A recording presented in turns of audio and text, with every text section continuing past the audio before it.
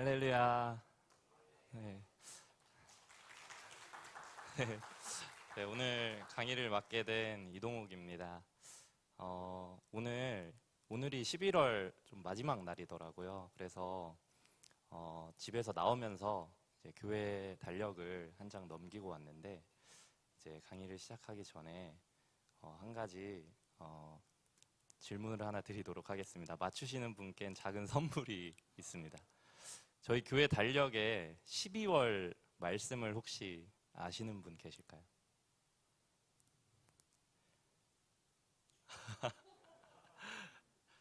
네. 그래서 어?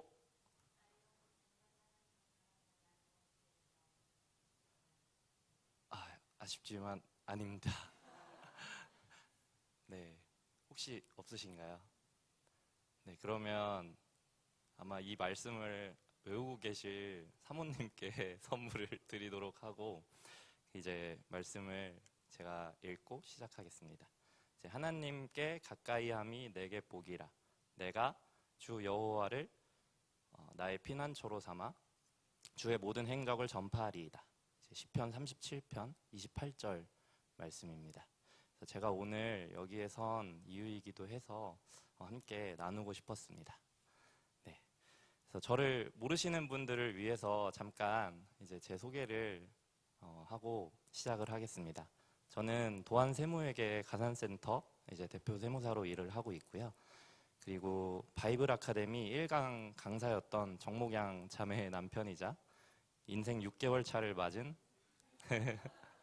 은단이의 아버지입니다.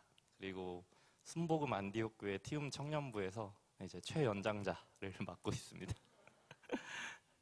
그래서 제가 처음 바이블 아카데미 제안을 받았을 때 어떤 말씀을 나눌까 되게 고민을 많이 했어요.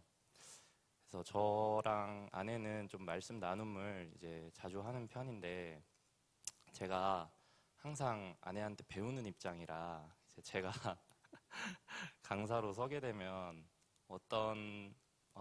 어떨까 하는 좀 떨림도 되게 많이 있었거든요. 그래서 고민하던 끝에 제가 신앙생활 하면서 가장 많이 붙잡았던 말씀을 나눴으면 좋겠다고 생각을 했습니다. 그래서 성경의 인물들을 보면은 꼭 한 번씩 찾아오는 시기가 있는 것 같아요. 이제 야곱이 에서를 이제 피해서 도망 다니던 때, 그리고 요셉이 애굽의 노예 시절을 보낼 때, 그리고 욥이 또 혼자 고난의 시기를 보낼 때, 이런 등등 좀 참 외로운 시간들을 보내는 경우들이 참 많은 것 같아요. 그래서 저는 이 시기를 좀 저만의 이름으로 이제 홀로 보내는 시간이라고 이름을 짓게 되었습니다. 저는 저한테도 이런 시기가 좀 있었는데요. 제가 이제 지금은 세무사로서 좀 일을 하고 있는데, 제가 수험 생활을 이제 8년 동안 했어요. 근데 이제 처음 2년은 하나님을 믿지 않던 때였고, 이제 2017년에 기적처럼 처음 참석했던 주일 예배에서 하나님을 만나게 되었습니다. 그때 특별하게도 좀 기도 시간의 주제가 회개였어요. 근데 제가 4살쯤 5살쯤에 잠깐 신앙생활을 좀 열심히 했던 적이 있어서 그래서 회개가 뭔지는 알고는 있었어요. 이제 죄를 뉘우친다는 거니까.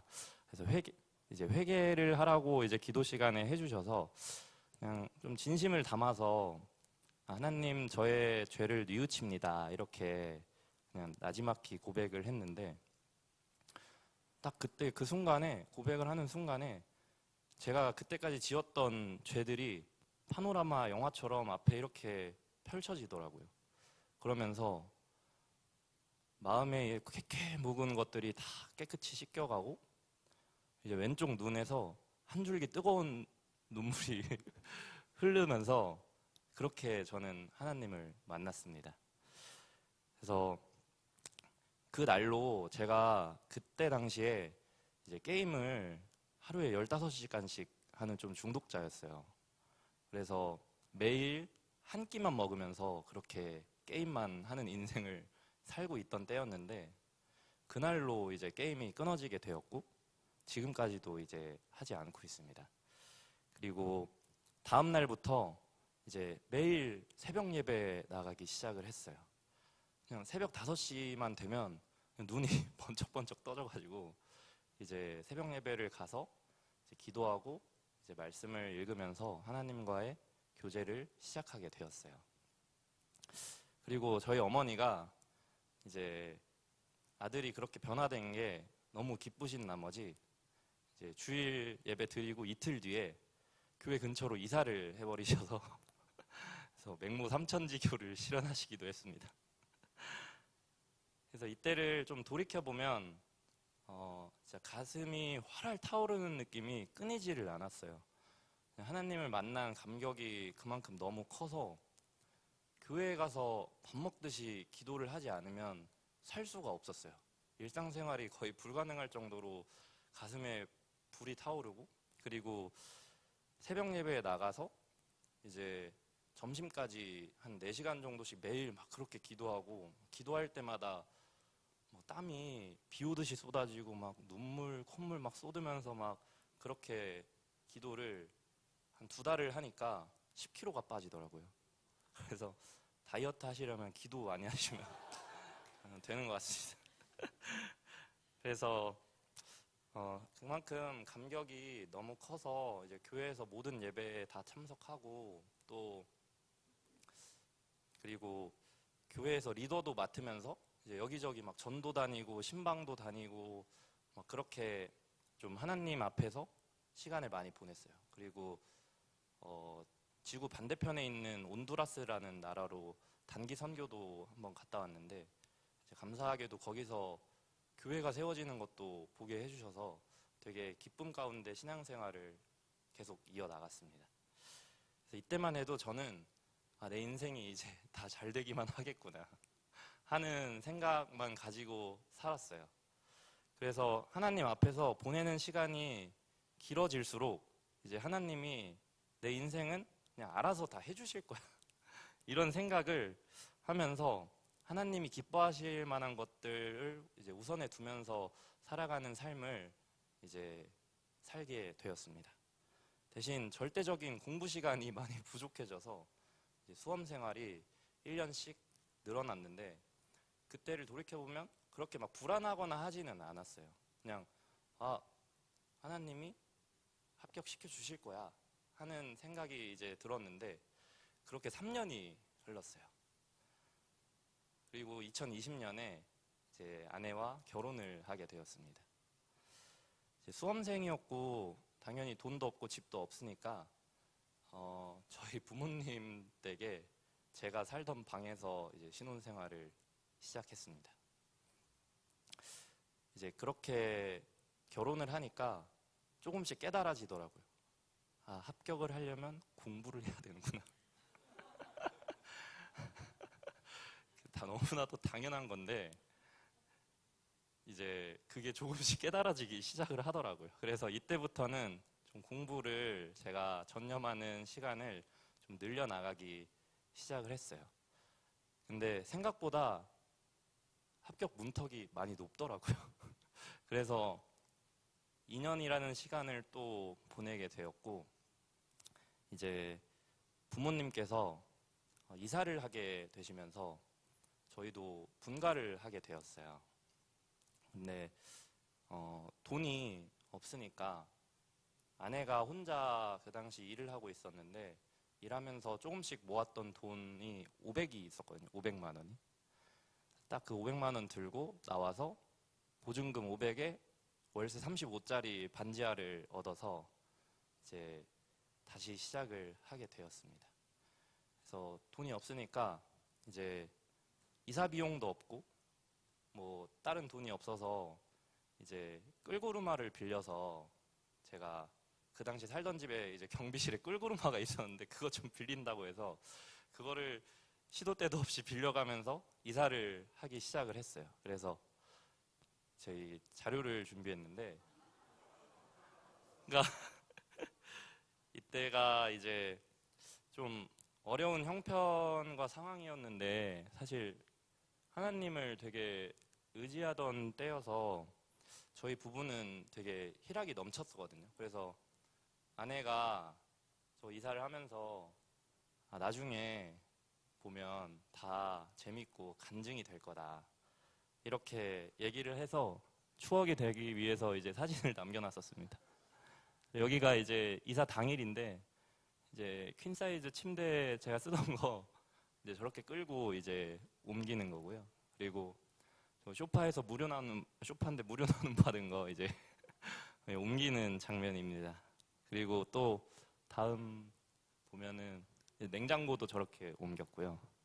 그리고 저기 장모님이신데, 장모님이 저희 반지하 창문으로 이제 저희 같이 친구 같았던 존재인 길냥이 2마리와 놀아주시는 장면인데, 저기가 저희 집이었어요. 그리고 제가 개인적으로 이제 가장 기억에 남았던 물품은 전신 거울이었거든요. 전신 거울을 너무 좋은 게 나와서 이제 그걸 꼭 사야겠다라고 생각을 해서 연락을 했는데 걸어갈 수 없는 거리였어요. 그래서 대중교통을 이용해야 돼서 그 전신 거울이 제 키만 했거든요. 제가 키가 한 190 되는데 이제 한 이만한 전신 거울을 사러 갔어요. 근데 이제 버스를 타고 옮겨야 돼서 승객분들한테 피해를 주면 안 되니까 심야 버스를 이용했거든요. 근데 이제 딱 이제 거울을 받아서 들고 버스 정류장에 서 있는데 속으로 진짜 많은 생각이 있었어요. 아저씨가 안 태워주면 어떡하지? 근데 이건 택시에도 안 들어갈 텐데 어떡하지? 걸어갈 순 없는데 했는데 버스가 와서 용기를 내서 이제 탁 탔는데 다행히 아무 말 안 하시더라고요. 그래서 그거를 들고 자리에 앉았는데 심야 버스였는데도 승객이 한두 명 계셨어요. 그래서 제가 딱 앉아서 거울을 딱 놨는데 이제 거울이다 보니까 뒤에가 보이잖아요. 뒤에 앉아 계셨는데 간 내내 저랑 얼굴을 마주 보면서 가셔가지고 굉장히 민망했던 기억이 납니다. 그래서 새로 이사 간 집이 사실 되게 열악했어요. 이제 반지하다 보니까 이제 여름에는 이제 곰팡이가 꽃처럼 이렇게 피어 올라와요. 그리고 겨울에는 이제 밖이랑 안이랑 온도차 때문에 결로 현상이 있어가지고 이제 벽이 그냥 비 온 것처럼 물이 막 줄줄 이렇게 떨어져서 창문을 열어놔야 됐었어요. 그리고 또 밖에서 이제 모기나 뭐 바퀴벌레 뭐 벌레들이 막 엄청 많이 이제 출몰을 했었고, 그리고 부엌 장판 밑에 하수구 맨홀이 있었어요. 그리고 화장실은 건물 바깥에 있었어서 이제 겨울에 이제 샤워할 때 진짜 얼어 죽는 것 같은 느낌이 들면서 이제 샤워를 했던 집이었는데, 이제 상황이 사실은 상황적으로는 되게 계속 점점 악화가 되어가니까 할 수 있는 게 하나님을 붙잡는 것밖에는 할 수가 없었습니다. 그래서 진짜 기도는 점점 더 부르짖는 기도가 되었고, 주일 예배 드리고서 막 산에 가서 막 아내랑 같이 막 기도하고 그렇게 하면서 어떻게든 치열하게 공부해서 합격을 해야겠다는 좀 생각이 많이 들기 시작을 했어요. 그리고 이때 하나님께서 다윗이 양을 치던 시절에 대해서 좀 묵상을 하게 해주셨습니다. 이제 성경에 다윗의 양치기 시절에 대해서는 사실 자세하게 나와 있지는 않는데요. 몇 가지 구절들을 통해 그때의 삶을 좀 알아볼 수가 있습니다. 골리앗과 전투하기 이전에, 그리고 사무엘에게 기름 부음을 받기 이전에 다윗의 양치기 시절은 어땠을까요? 사무엘상 16장 18절을 함께 보겠습니다. 네, 같이 한번 읽어주실까요? 자, 소년 중 한 사람이 대답하여 이르되 내가 베들레헴 사람 이새의 아들을 본즉 수금을 탈 줄 알고 용기와 무용과 구변이 있는 준수한 자라. 여호와께서 그와 함께 계시더이다 하더라. 아멘. 그래서 다윗은 이 시절에 자기 맡은 바인 양을 지키는 일을 최선을 다했고 또 수금으로 늘 자신을 도우시는 하나님을 찬양했고 하나님을 의지함으로써 용맹해졌으며 또 하나님과 함께 계심으로 일들을 지혜롭게 처리하는 청년이었습니다. 여기서 구변이 있는 준수한 자라는 표현이 한국 성경에는 이제 말을 잘하는 자라고 번역이 되어 있는데 원문에는 사실 일을 지혜롭게 처리한다라는 뜻으로 되어 있더라고요. 그 증거로 골리앗과 전투 이후에 사울이 다윗을 이제 여러 전투에 보내게 되는데 그때 다윗이 지혜롭게 처리했다라는 구절들이 많이 있습니다. 그래서 사무엘상 그리고 16장 1절을 한번 보면 이제 마지막에 내가 그의 아들 가운데 하나를 왕으로 선택했다라는 이제 말씀이 있는데요. 이제 잘 아시다시피 다윗을 하나님이 왕으로 선택하시는 구절입니다. 이때 하나님께서 사무엘에게 이새의 아들 그 중에서 한 왕을 보았다. 이제 우리말 성경에는 내가 그의 아들 가운데 하나를 왕으로 선택했다라고 되어 있습니다. 하나님께서 들판에서 양을 치던 다윗을 왕으로 선택하신 이유는 다윗의 마음의 중심이 하나님에게 향해 있었고 그가 왕을 하기에 합당한 사람이었던 것입니다. 그러나 그의 아버지는 다윗에 대해서 그는 양을 지키나이다 라고 말을 해요.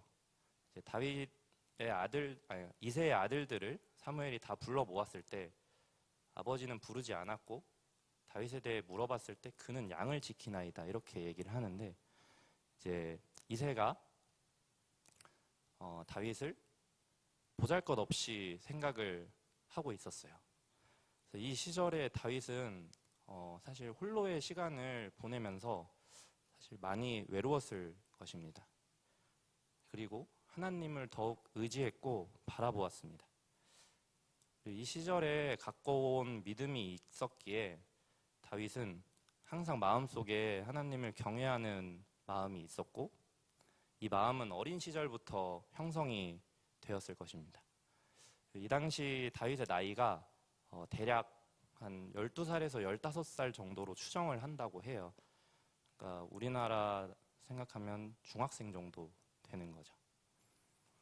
선지자 사무엘이 왔을 때 다윗의 가족들은 다윗을 애초에 부르지조차 않았고 또 큰형 엘리압은 먹을 것을 이제 가져온 동생한테 교만하고 완악한 사람이라면서 크게 꾸짖는 장면이 나옵니다. 실감이 나도록 한번 성경 한번 보시겠습니다. 사무엘상 17장 28절입니다. 같이 한번 읽어주시겠습니다. 다윗의 큰형 엘리압이 다윗이 그들과 하는 이야기를 듣고 그에게 화를 내며 말했습니다. 내가 왜 여기 왔느냐? 들에 있는 몇 마리 안 되는 양들은 누구한테 맡겼느냐? 이 건방지고 고집센 녀석 싸움 구경이나 하려고 온 것 아니냐? 이게 우리말 성경이 좀 더 잘 나와 있는 것 같아서 우리말 성경을 이제 썼는데요. 다윗은 딱 이때 골리앗과 싸우러 가기 직전인데 이미 사무엘로부터 기름 부음을 그의 형제들 앞에서 받은 때였어요. 근데 그런데도 맏형 엘리압은 다윗을 저렇게 저 구절과 같이 말을 합니다. 다윗이 가족들 사이에서 사실 받았던 홀대와 천대는 좀 오랫동안 고착화되어 있었던 것이 아닐까 생각을 했습니다. 그리고 이로 보건대 다윗은 이제 가족들 사이에서도 외롭고 양을 치는 들판에서도 사실 혼자였을 것이어서 정말 철저하게 혼자인 시간을 많이 보냈고 하나님을 의지하지 않으면 함께 할 수 있는 다른 이가 없었을 것이었습니다. 그렇게 다윗은 하루하루 이제 하나님을 찬양하면서 하나님을 바라보면서 하루하루를 이겨냈을 것이라고 묵상을 하게 되었습니다.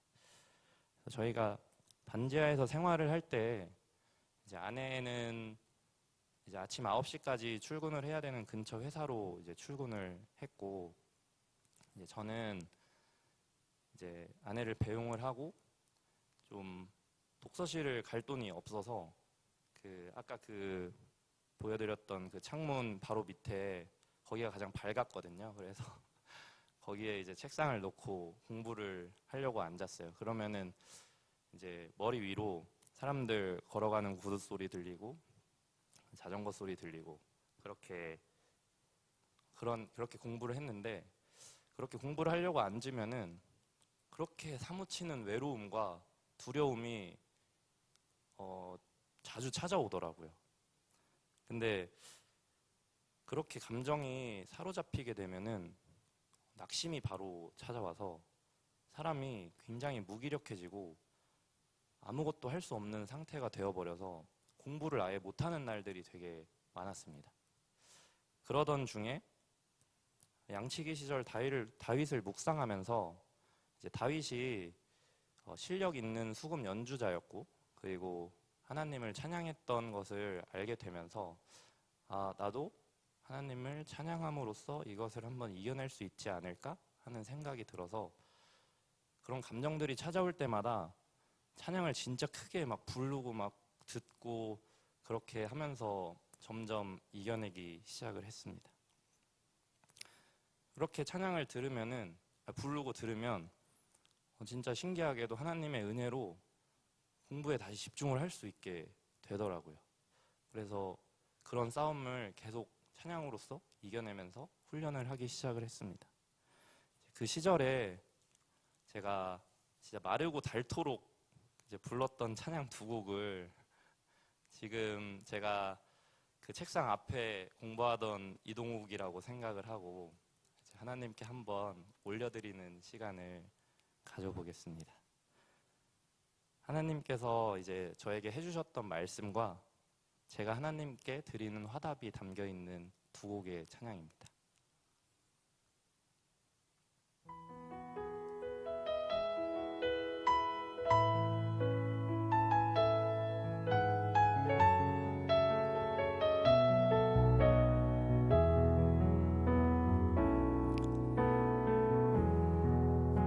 허리를 숙여 돌을 주라, 물러서지 마라, 눈을 감지 마라. 오늘 내가 이곳에서 너와 함께함을 똑똑히 보라. 내 발 옆에 그 돌을 주라, 자신 없어 마라. 예비된 돌이니 지금 내가 너와 함께 서 있을 것이라. 너 믿음의 돌을 주어 골리앗을 향해 던져라. 내가 너의 손을 빌려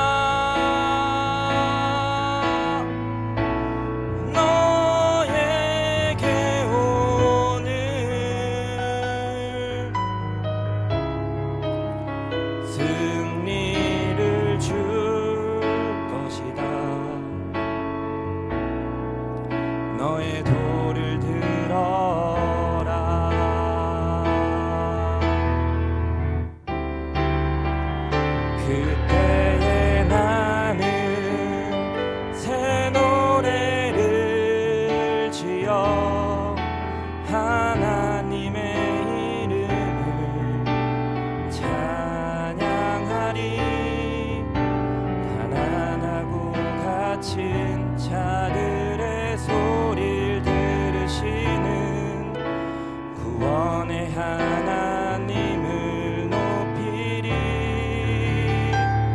하늘아 땅아 주님을 찬양하라. 그 한결같은 사랑 구원의 은혜를 긍휼의 하나님 주님만 기다립니다. 주 얼굴을 보이소서.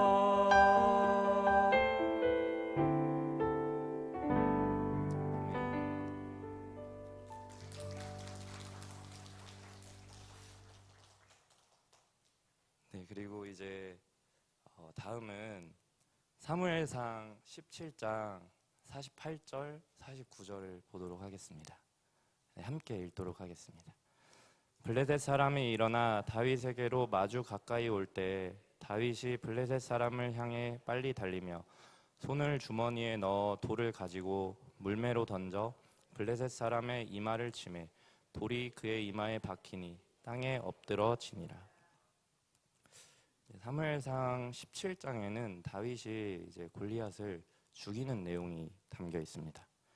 이제 모두 아시다시피 다윗은 물맷돌 한 방으로 골리앗을 죽이는데요. 49절에 보면 돌이 이마에 박혀서 땅에 엎드러졌다고 나옵니다. 이때 골리앗은 청동으로 된 투구와 갑옷을 입고 있었고 옆에 방패를 들어주는 사람도 있었습니다. 다윗이 이제 물맷돌로 이제 노릴 수 있는 부위는 이제 골리앗의 얼굴뿐이었습니다. 혹시 이마에 돌 맞아보신 분 계신가요? 저는 한 번 있는데요. 중학교 2학년 체육 시간 때 운동장 저 반대편에서 한 친구가 돌을 주워서 그냥 하늘로 혼자 던지면서 놀고 있었어요. 근데 이제 저는 저 반대편에 있었는데 그냥 하고 하늘을 그냥 무심코 봤는데 그 순간 돌이 날아와서 이마에 탁 이렇게 맞았는데 불빛이 번쩍하면서 기억을 잃어버리게 되었어요. 그래서 깨어나 보니까 이제 친구들이 막 깨우고 있고 전혀 이제 기억이 없는데 그때 맞았던 돌이 한 새끼 손톱만한 돌이었거든요.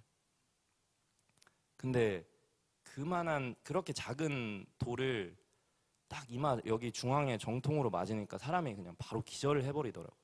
죽지는 않아서 다행인데 근데 이제 골리앗이 이제 맞았던 돌은 그렇게 작은 돌도 아니었습니다.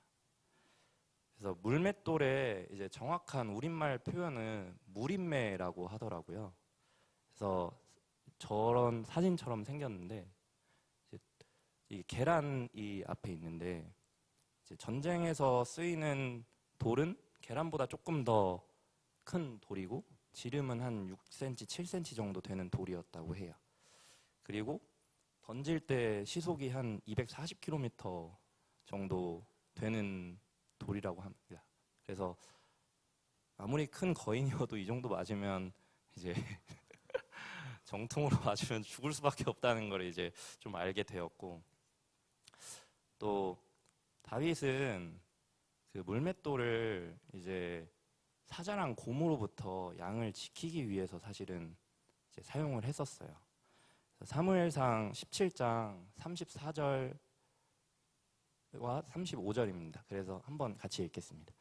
다윗이 사울에게 말하되 주의 종이 아버지의 양을 지킬 때에 사자나 곰이 와서 양떼에서 새끼를 물어가면 내가 따라가서 그것을 치고 그 입에서 새끼를 건져내었고 그것이 일어나 나를 해하고자 하면 내가 그 수염을 잡고 그것을 쳐 죽였나이다. 아멘. 들판에서 다윗의 상대는 이제 사자와 곰이었는데요. 사자랑 곰이 가장 위험할 때는 배고플 때입니다. 배고플 때는 이 친구들이 물불 안 가리고 덤비는데, 그러니까 이제 배고플 때마다 양을 잡아먹으러 왔겠죠. 지금 일본에서 좀 곰이 좀 출몰을 하고 있는데 영상을 보면은 그냥 곰이 마을에 내려와서 사람들 그냥 막 공격을 하거든요. 이제 이 친구들이 양식이 부족해서 겨울잠을 못 자고 이제 양식을 찾아서 내려온 거라고 합니다. 그만큼 배고픈 맹수가 그만큼 위험한 건데, 이제 다윗은 이제 사자랑 곰을 상대하면서 이제 자신의 용맹함을 훈련을 했습니다. 용맹함이라는 거는 두려운 상황을 맞이했을 때 도망치지 않고 마주해본 경험과 그리고 승리해본 경험을 통해서 생기게 되고, 또 다윗은 믿음을 훈련했습니다. 사실 중학생이 사자랑 곰이랑 직접 싸운다고 생각을 하면 이제 직접 맞닥뜨려서 싸워야 되잖아요. 그러면은 당연히 위험한 순간도 있었을 거고 자칫 잘못하면 죽을 뻔한 일들이 분명히 있었을 것이거든요. 다윗은 한 번도 지지 않았고, 졌으면 당연히 죽었겠죠. 그러니까 지지 않았고, 하나님께서 나를 지켜주신다는 믿음을 더욱더 가지게 되었습니다.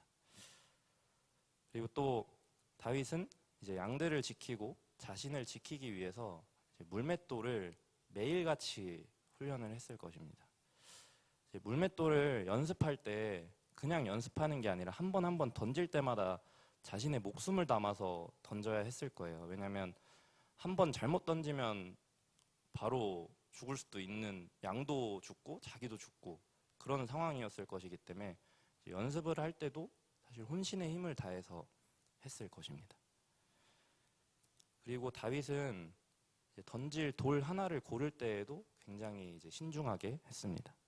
사무엘상 17장 40절을 보겠습니다. 네, 같이 읽겠습니다. 손에 막대기를 가지고 시내에서 매끄러운 돌 5을 골라 자기 목자의 제구 곧 주머니에 넣고 손에 물매를 가지고 블레셋 사람에게로 나아가니라. 네, 이제 다윗이 골리앗과 싸우러 가기 전에 이제 시내에 나가서 돌 5을 이제 골라가는 이제 장면이 담긴 구절인데요. 이제 다윗이 이제 돌을 고르는 것부터 시작을 했듯이 저도 이렇게 공부를 해야겠다라고 생각을 했습니다. 이제 한 문제 한 문제를 풀 때에도 실전처럼 풀어야겠다고 생각을 했고요. 그렇게 간절하게 기도하고 찬양하면서 공부를 하니까 이제 때때로 하나님께서 길을 좀 지도해 주셨는데요. 기도할 때마다 어떤 과목을 좀 더 집중적으로 공부를 해야 할지, 그리고 어떻게 공부를 효율적으로 할 수 있을지, 그리고 그 당시에 제가 같이 공부하던 사람들이 있었는데 떨어져서 혼자 공부를 하라고 알려주셨고요. 그리고 눈앞에 있는 합격을 바라보지 말고 눈을 들어서 함께 하시는 하나님을 바라보라고 말씀을 해주셨습니다. 그리고 결정적으로 8년간 점차 알게 해주셨던 것이, 제가 하나님을 그렇게 뜨겁게 만났는데도 마지막으로 내려놓지 못했던 저만 알고 있는 죄가 한 가지 있었어요. 그래서 하나님께서 그 죄를 이제 제대로 회개하고 뉘우쳐야 한다는 것도 알게 해주셨는데, 그 죄는 돈을 사랑하는 죄였습니다. 그래서 제가 하나님을 믿고 성경을 읽는데 돈에 대한 구절을 딱 읽으면 이거는 나랑 상관이 없는 구절이다, 이런 생각이 본능적으로 들었어요. 근데 그 마음이 머리로는 잘못됐다는 걸 아는데 마음으로는 이게 놔지지가 않아서, 제가 제일 그러니까 싫어했던 성경 구절, 지키기 싫었던 성경 구절이 디모데전서 6장 10절인데, 이제 우리말 성경으로는 돈을 사랑하는 것은 모든 악의 뿌리다. 돈을 사모하는 어떤 사람들은 믿음에서 떠나 많은 고통으로 자기를 찔렀다. 이 말씀인데요.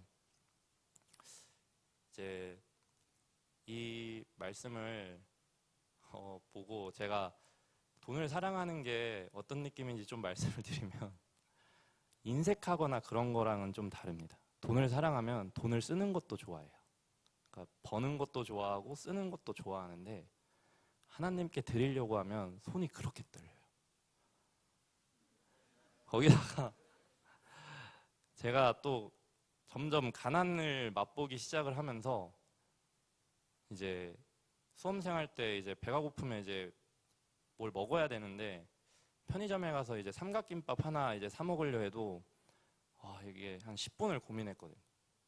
이 돈을 좀 아끼면 어떨까 하는 생각 때문에 이제 굶기도 하고 그랬는데 헌금을 1,000원을 내더라도 이게 이렇게 떨려서 진짜 스스로 시험에 드는 적이 되게 많았었거든요. 그 정도로 그런 게 좀 돈을 사랑하는 느낌인 것 같아요. 근데 제가 합격을 하던 해에 그 죄로부터 벗어날 수가 있었는데 이제 아내가 해준 말을 통해서 제 죄를 회개하고 돌이키게 되었습니다. 그때 아내가 돈과 성공은 손에 쥔 날카로운 칼과 같다. 그것을 우리에게 쥐어주실 분은 하나님이시지만 항상 조심하는 마음으로 그것을 대해야 잘 사용할 수가 있다. 그 칼은 한낱 도구에 불과하다. 공부 또한 도구에 불과하다. 지금 수험생의 시절부터 그 칼을 보물처럼 여기면 나중에 하나님께서 더 큰 칼을 쥐어주시더라도 절대 내려놓지 못한다. 날카로운 칼은 조심히 다루고 언제든 놓아버릴 수 있는 도구로 여겨야 한다. 그것은 의지할 대상이 아니고 앞에 계신 하나님만을 의지하면서 나아가야 한다고 말을 해주었어요. 그 얘기를 들으면서 제 스스로 마음 상태를 들여다볼 수 있게 되었고 깨달음을 얻고 회개하게 되었습니다. 그리고 공부라는 물맷돌을 가지고 마침내 이제 시험이라는 골리앗을 쓰러뜨릴 수 있게 되었습니다. 그래서 합격을 하던 해에는 죄 짓지 않고 하나님께서 인도하시는 길을 따라 공부를 했고 좋은 점수로 이제 합격도 할 수 있게 되었습니다. 합격을 한 뒤에는 모든 게 되게 일사천리처럼 흘러갔는데요. 하나님께 합격을 하고 감사 기도를 올렸는데 하나님께서 이제는 희년을 선포해 주셨어요. 그래서 좋은 근무지에서 수습 생활도 잘해서 많은 거를 좀 배워서 빠르게 이제 개업도 할 수 있게 되었고 또 딱히 영업을 하지 않아도 이제 소개를 많이 받아서 이제 거래처도 자연스럽게 늘게 해주셨습니다. 그리고 안산으로 이사를 오게 되었어요. 이제 저희가 안산에 아무런 딱히 연고가 없었기 때문에 아내랑 하나님의 뜻을 좀 구하는 기도를 했는데 하나님께서 저희 부부에게 안산은 이제 베델과 같은 곳이다라고 알려주시더라고요. 그리고서 얼마 뒤에 이제 순복음 안디옥 교회에 등록을 하게 되어서 신앙생활하면서 그동안 많이 좀 지쳐 있었던 영혼이 회복되고 또 기쁨을 누릴 수 있게 되었습니다. 그래서 다윗은 하나님께서 높여주셔서 왕이 되고 한참 후에도 하나님을 향한 중심을 잃지 않았어요. 어릴 때부터 하나님과의 홀로 된 시간을 많이 가졌고 훈련했던 사람이었기 때문이었습니다. 다윗의 하나님은 꼭 선지자를 통해서 만나는 하나님이 아니라 다윗의 하나님이 있었던 사람이었습니다. 그래서 저한테도 홀로 씨름했던 지난 수험 기간이 세무사가 돼서도 그리고 인생의 희년이 와서도 어느 순간에도 나의 하나님을 놓지 않는 훈련을 하는 시간이었어요. 그래서 낭비로 여겨지지도 않고 꼭 필요했던 시간이라고 생각을 합니다. 그래서 가장 값진 것을 배울 수 있었던 신앙의 때를 보내게 해주신 하나님을 찬양합니다. 네, 감사합니다. 말씀 너무 감사하게 잘 들었습니다. 네, 감사합니다.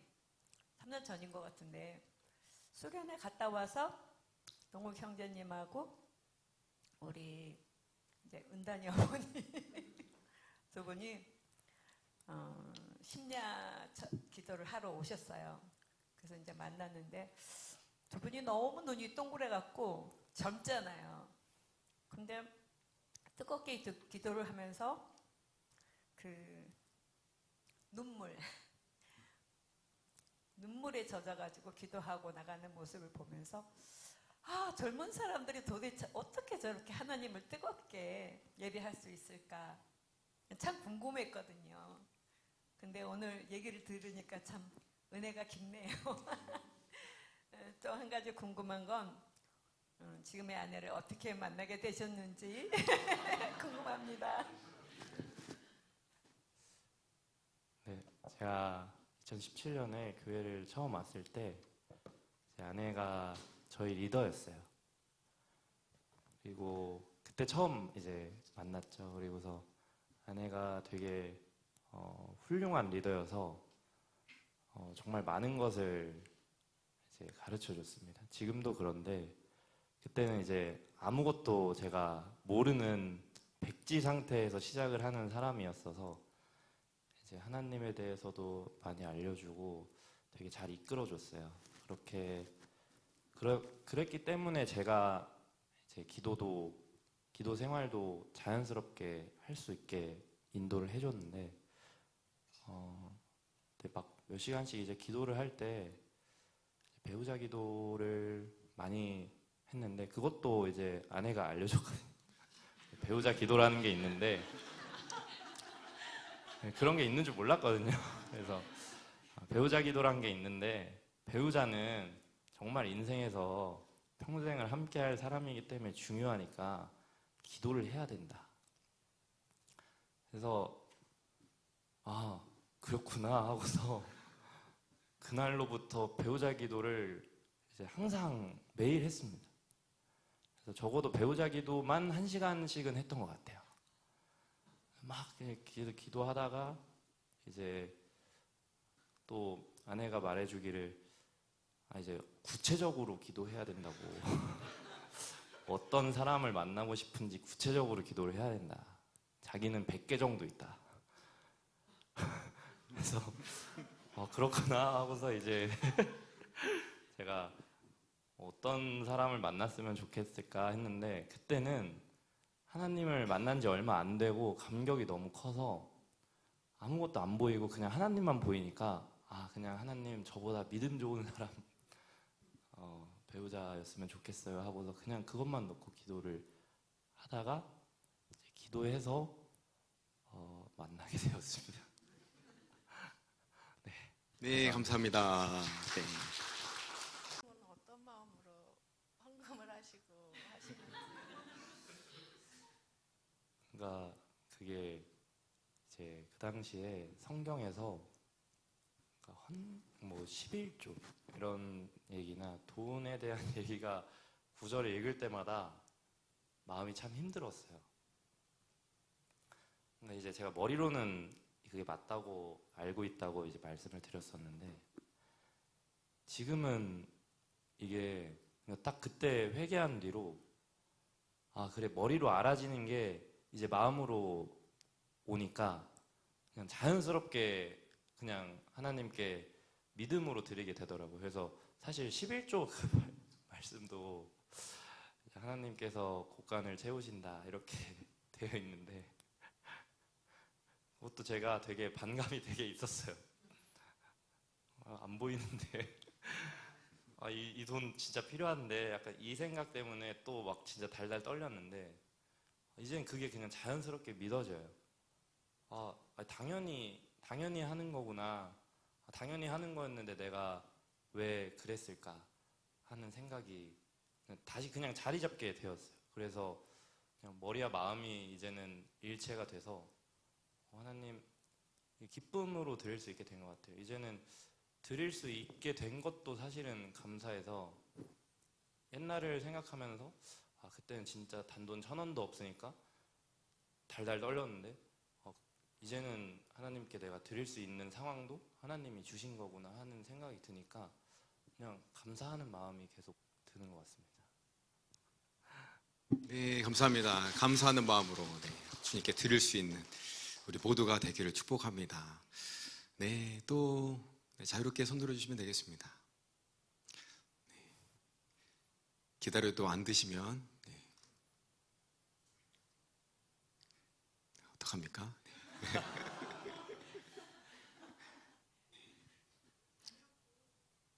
우선 자녀 계획 먼저 하고 물론 상의를 아직 해야 되는 부분이기는 한데요. 저는 셋째까지는 낳고 싶은 마음인데 이제 상의를 하고 기도해봐야 되지 않을까. 저의 생각은 그렇습니다. 이게 3명은 별 생각이 원래 없었는데 저희 교회에 오고서 3명을 낳고 싶은 마음이 되게 강하게 생겼어요. 저희 청년부에 이제 3명인 친구들이 많아요. 이제 사모님, 담임 목사님 자녀분들도 3명이고 그리고 되게 많은데 이렇게 뒤에서 같이 셋이 걸어가는 모습들을 보면 내가 부모님이었으면 진짜 든든하겠다 이런 생각이 많이 들어서 희망사항입니다. 네. 하나님이 주시면. 일단 3명 말씀하실 때 위에 목양자매이 계시는데 웃음으로 화답하셨습니다. 네, 웃음으로 화답하셨습니다. 네, 우리 박금선 주쌤부터.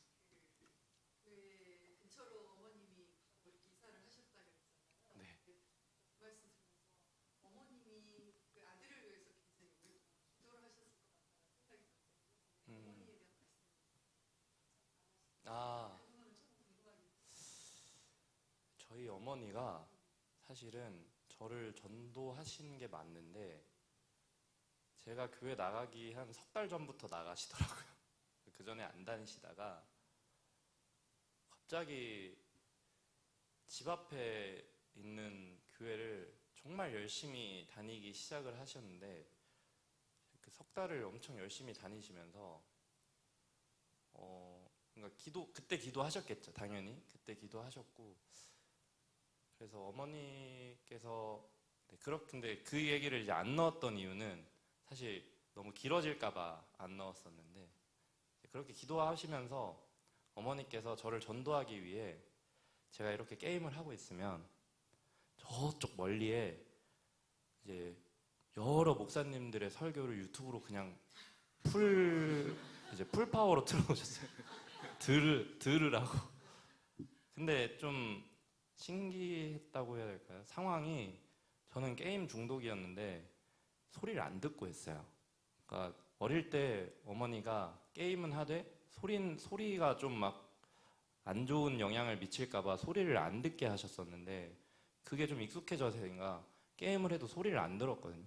그러니까 저쪽에 말씀을 틀어놓으니까 귀로는 말씀을 들으면서 게임을 했었어요.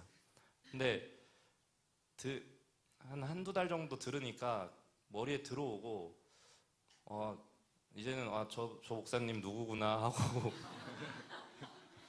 맞는 말씀 하시네 그냥 이러면서 자연스럽게 그렇게 한두 달 정도를 이제 듣다가 그러다가 이제 교회를 한번 가게 됐던 거였어요. 기도도 많이 하셨고 어머니의 노력 중에는 오히려 그 설교 말씀을 진짜 열정적으로 틀어주신 게 아니었을까. 제가 낮잠 잘 때에도 문 열고 들어오셔서 이제 옆에 말씀 풀 파워로 틀어놓고 가시고 그랬거든요. 그렇게 그렇게 하나님을 제가 좀 단번에 그렇게 예배에 간 건 아니었고 약간의 시간 동안 좀 그렇게 어찌 보면 말씀을 듣는 훈련을 하게 해주신 거 아니었을까 하는 생각이 듭니다. 네, 감사합니다. 네, 좋은 답변이네요. 또 자녀들을 위해서 기도하시는 분도 있으시죠. 풀파워. 네, 우리 순복만대교 유튜브 또 우리 사모님 유튜브 여러 가지 우리 교회만 해도 1000개가 넘는 설교가 있을 겁니다. 풀파워로 그냥 조용히 갖다 놓으면 기적이 일어날 줄 믿습니다. 네, 아까 배우자를 위해서 기도를 하셨다고 했는데 기도하시면서 하나님이 어떤 이제 사인과 사인이 있었을 거 아니에요. 응답이랄까. 그리고 또 배우자 되신 분들과의 어떤 사인, 어떤 부분이 구체적으로 와닿아서 이제 결혼을 하게 되셨는지 그게 궁금해요.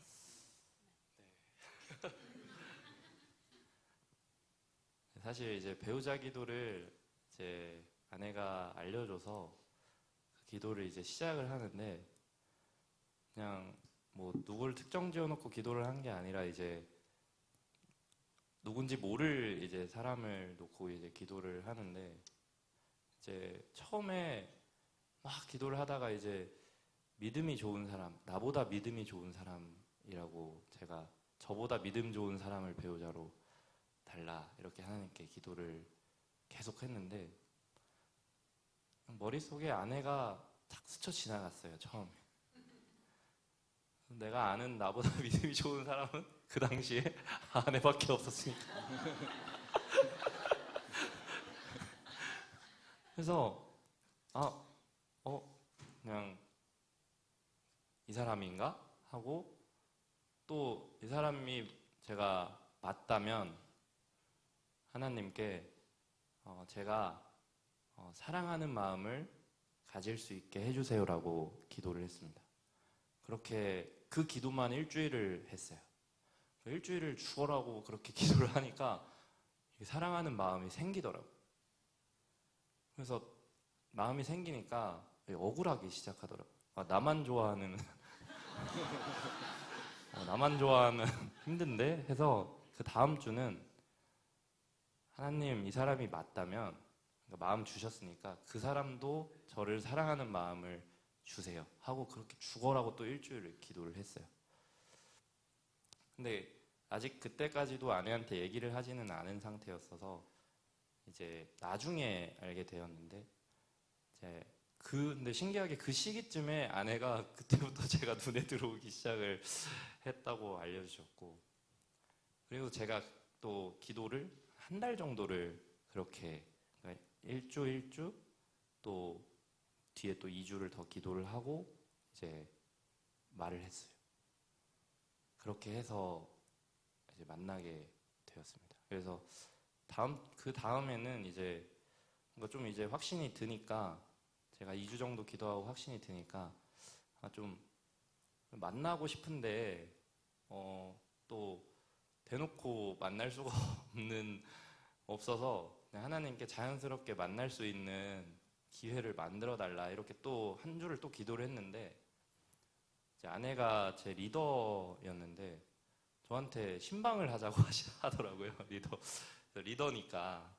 근데 그때부터 이제 제가 하나님께 불받고 막 기도를 많이 하던 때에 하나님에 대한 교제를 정말 많이 했어요.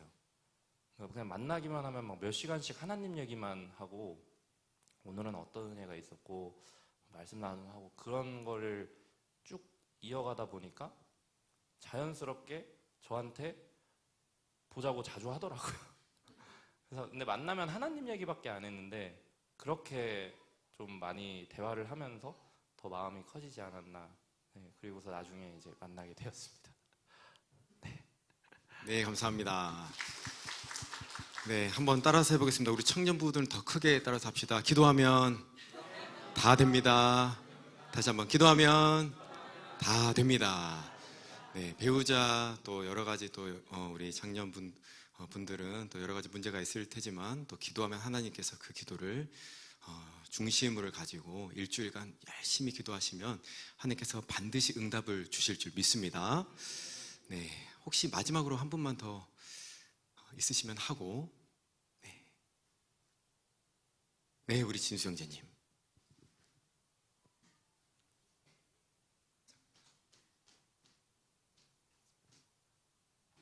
그 7년이란 시험을 준비하시는 기간이 8년 시간이 되게 기셨는데, 그 얘기를 들으면서 정말 많이 또 도전을 받았고, 가끔 이제 라면에 물 올려놓고 3분도 못 기다리는 제가 도전을 많이 받았고요. 근데 그 7년이란 시간 동안 이렇게 찬양으로 또 이렇게 주시고 하셨는데, 또 다른 회복의 그 예수님이나 주님을 경험하셨을 것 같아요. 그래서 혹시 그런 경험 있으시다면 가장 기억에 남는 순간이 있으시다면 그거 나눠주시면 감사합니다.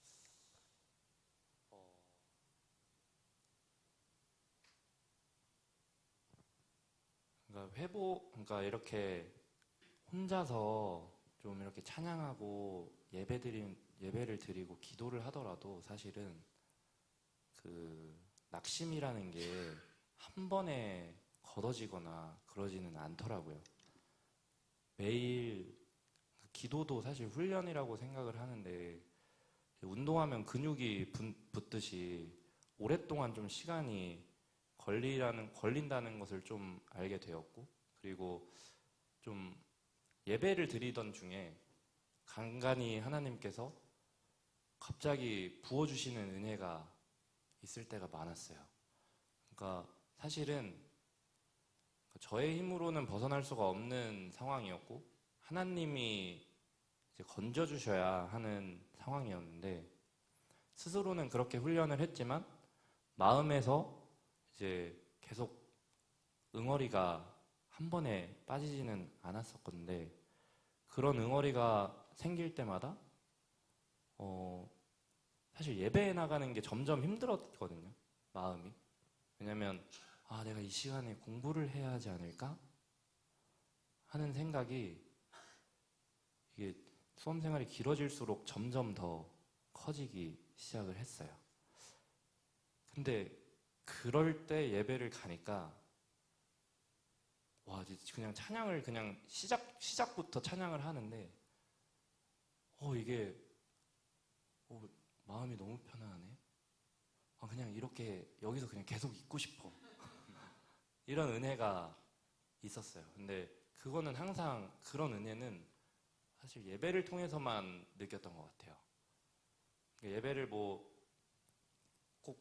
매 순간 나와야 된다 이렇게는 아니었지만, 진짜 내가 오늘은 진짜 가기가 힘들다 할 때 예배에 나가면 회복을 주셨어요. 근데 항상 제가 느꼈을 때는 꼭 시작하는 찬양 그냥 전주가 딱 흐를 때 오는 하나님의 임재가 확 오는데,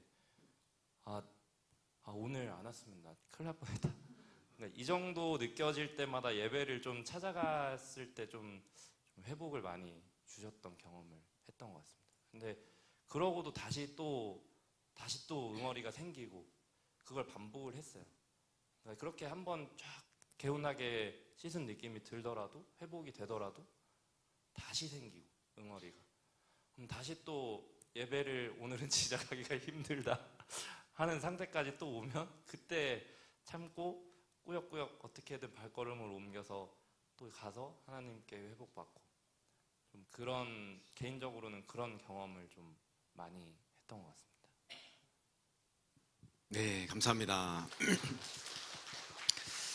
네, 오늘 말씀은 특별히 개인적으로 고난의 때에 있으신 분들, 또 인고의 과정을 거치고 계시는 분들, 정말 광야가 왜 이렇게 끝나지 않는가, 이런 생각을 가지신 분들에게 많은 하나님께서 주신 위로가 있었을 줄 믿습니다.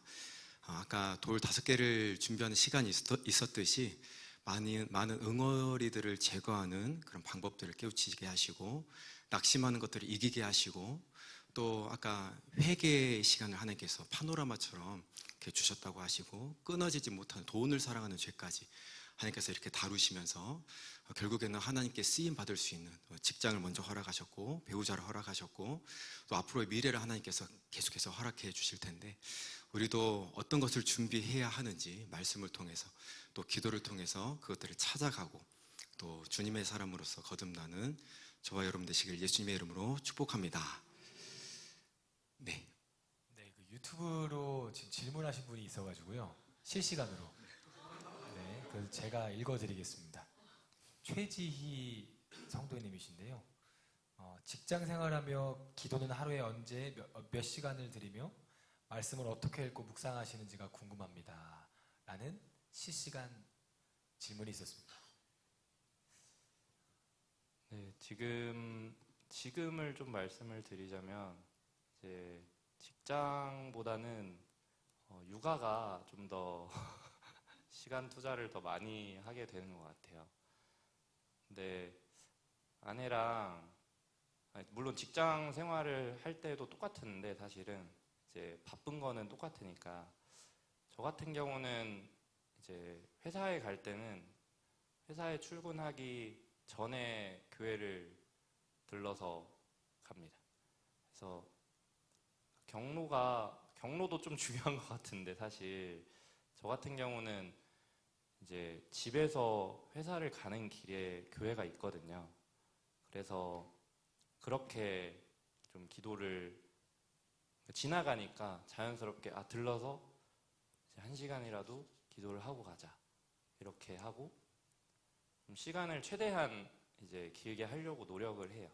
물론 그것보다 못 미칠 때도 있는데 그래도 그렇게 좀 하나님한테 이 자리에 나왔다라는 것이 조금 중요하다고 생각을 들고 요즘에는 이제 아내 이제 은단이가 좀 크면서 이제 아내도 이제 같이 기도를 할 수 있었으면 좋겠어서 육아를 하다가 집에서 그냥 시간을 정해놓지 않고 뭐 점심이면 점심, 아침이면 아침에 기도하거나 아니면 저녁에 이제 기도하거나 하는 것을 시간을 정해놓지는 않되 하루에 그래도 꼭 한 번은 교회를 가서 이제 1시간은 기도를 하자 해가지고 좀 지키려고 노력을 하고 있습니다. 네, 감사합니다. 네. 힘든 육아 속에서도 이렇게 하나님 저 왔어요 이렇게 교회에서 하나님께 기도하는 모습 참 아름다운 것 같습니다. 네, 저와 여러분들도 오늘 말씀 들은 것 가지고 또 중요한 것은 적용입니다. 삶에서 내가 어떻게 살아가야 하는가, 내 안에 있는 내 이 환경을 어떻게 극복해 나가야 하는가, 하나님 나에게 적용점을 생각나게 하시고 그 말씀대로 살아가게 하여 주옵소서. 이런 마음을 가지고 또 내일 월요일 시작인데 내일도 힘차게 살아가게 되시길 예수님의 이름으로 축복합니다. 우리 동욱 형제 또 아까 목양자님 있었는데 우리 앞으로 모시고 우리 한번 합심기도 했으면 좋겠습니다.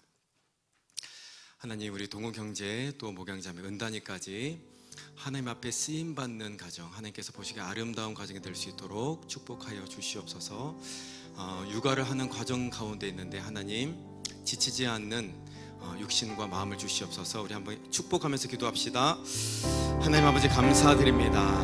우리 사랑하는 동욱 형제, 목양 자매, 또 우리 귀한 은단이까지 하나님께서 우리 순복음 안디옥교회 불러주시고 함께 이 거룩한 공간에서 신앙생활을 할 수 있도록 축복하여 주심을 감사드립니다.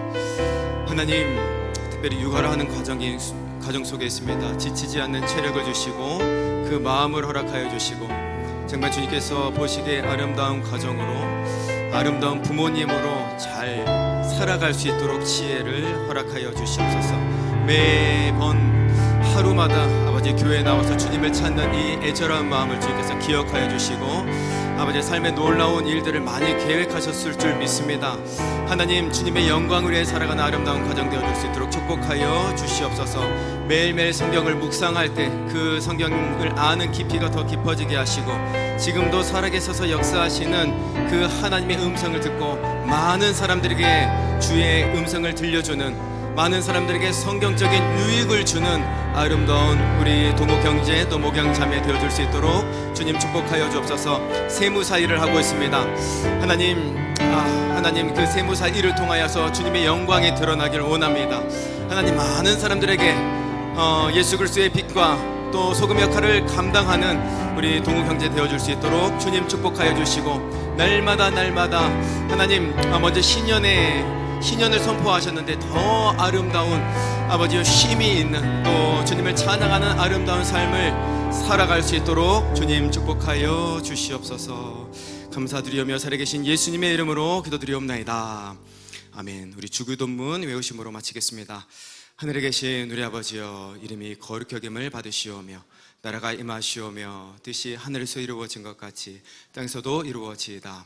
오늘날 우리에게 일용할 양식을 주옵시고 우리가 우리에게 죄 지은 자를 사하여 준 것 같이 우리 죄를 사하여 주옵시고 우리를 시험에 들게 하지 마옵시고 다만 악에서 구하시옵소서. 대개 나라와 권세와 영광의 아버지께 영원히 있사옵나이다. 아멘. 하나님께 영광의 박수 올려드립니다. 동우 형제님 축복합니다. 감사합니다. 이것으로 오늘 바이블 아카데미를 마치도록 하겠습니다. 집에 조심히 들어가시길 바랍니다.